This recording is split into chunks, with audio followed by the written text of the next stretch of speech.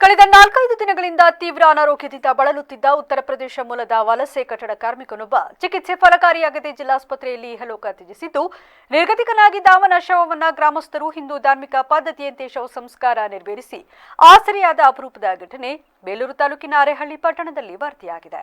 ಅಂತ್ಯ ಸಂಸ್ಕಾರವನ್ನು ನೆರವೇರಿಸಿ ಗ್ರಾಮ ಪಂಚಾಯಿತಿ ಸದಸ್ಯರಾದ ಶಶಿಕುಮಾರ್ ಮಾತನಾಡಿ, ಸುಮಾರು 6-7 ವರ್ಷಗಳಿಂದ ಪಟ್ಟಣದಲ್ಲಿ ಬಾಡಿಗೆ ಮನೆ ಪಡೆದುಕೊಂಡು ಜೀವನ ಸಾಗಿಸುತ್ತಿದ್ದ ಅವರಿಗೆ ಸಂಬಂಧಿಕರು ಯಾರೂ ಸಂಪರ್ಕದಲ್ಲಿ ಇರಲಿಲ್ಲ. ಹಾಗಾಗಿ ಕಳೆದ 2 ದಿನಗಳ ಹಿಂದೆ ತೀವ್ರ ಅನಾರೋಗ್ಯದಿಂದ ಬಳಲಿ ರಸ್ತೆ ಬದಿಯಲ್ಲಿ ಬಿದ್ದಿದ್ದ ಅವರನ್ನ ಪಟ್ಟಣದ ಸರ್ಕಾರಿ ಆಸ್ಪತ್ರೆಯಲ್ಲಿ ಚಿಕಿತ್ಸೆ ಕೊಡಿಸಿ ಹೆಚ್ಚಿನ ಚಿಕಿತ್ಸೆಗಾಗಿ ಮಂಗಳವಾರ ಜಿಲ್ಲಾಸ್ಪತ್ರೆಗೆ ದಾಖಲು ಮಾಡಲಾಗಿತ್ತು. ಆದರೆ ಚಿಕಿತ್ಸೆ ಫಲಕಾರಿಯಾಗದೆ ಇಂದು ಬೆಳಗ್ಗೆ ಮೃತಪಟ್ಟಿದ್ದು, ಈ ಸಂಬಂಧ ಪೊಲೀಸ್ ಠಾಣೆಗೆ ಮಾಹಿತಿ ನೀಡಿ ಮರಣೋತ್ತರ ಪರೀಕ್ಷೆ ನಡೆಸಿದ ಬಳಿಕ ಮೃತನ ಸಂಬಂಧಿಕರು ಯಾರೂ ಇಲ್ಲದ ಕಾರಣ ಗ್ರಾಮ ಪಂಚಾಯಿತಿ ನೆರವಿನೊಂದಿಗೆ ಪಟ್ಟಣದ ಕೇಶವನಗರದ ಸ್ಮಶಾನದಲ್ಲಿ ಹಿಂದೂ ಸಂಪ್ರದಾಯದಂತೆ ಶವ ಸಂಸ್ಕಾರವನ್ನು ಗ್ರಾಮದ ಯುವಕರ ಸಹಕಾರದೊಂದಿಗೆ ನೆರವೇರಿಸಲಾಗಿದೆ ಎಂದು ತಿಳಿಸಿದರು.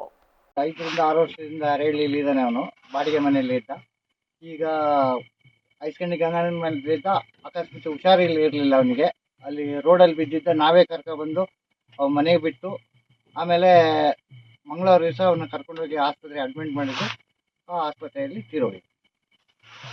5-6 ವರ್ಷದಿಂದ ಈ ಮನುಷ್ಯ ಅರೇಹಳ್ಳಿಲಿ ವಾಸವಾಗಿದ್ದು ಗಂಗಣ್ಣ ಅವ್ರ ಮನೆಯಲ್ಲಿ ಬಾಡಿಗೆ ಇರ್ತಾರೆ. ಇವರಿಗೆ ಯಾವುದೇ ಥರದ ಸಂಬಂಧಗಳು ಇರೋದಿಲ್ಲ. ಅಕ್ಕ ತಂಗಿ, ಅಣ್ಣ ತಮ್ಮ, ತಂದೆ ತಾಯಿ ಅನ್ನೋರು ಯಾರೂ ಇರಲಿಲ್ಲ. ಅವನು 5 ವರ್ಷದಿಂದ ಯಾರು ಸಮೇತ ಇಲ್ಲಿ ಬಂದು ಹೋಗಿರೋದು ಇರಲಿಲ್ಲ. ಆ ರೀತಿ ಈಗ ಮಂಗಳವಾರ ಹುಷಾರಿಲ್ಲ ಅನ್ನೋದಕ್ಕೆ ಬಾಡಿಗೆ ಮನೆಯವರೇ ತಗೋಗಿ ಸುಂದರಣ್ಣ ಅನ್ನೋರು ಅವರು ಸೇರಿ ಹಾಸ್ಪಿಟ್ಲಿಗೆ ಸೇರಿಸಿರ್ತಾರೆ. ಅರೇಹಳ್ಳಿ ಆಸ್ಪತ್ರೆಯಲ್ಲಿ ಆಗಲ್ಲ ಅಂದಿದ್ದಕ್ಕೆ ಹಾಸನ ಹಾಸ್ಪಿಟ್ಲಿಗೆ ಆಂಬುಲೆನ್ಸಲ್ಲಿ ಕಳಿಸ್ಕೊಟ್ಟಿರ್ತಾರೆ.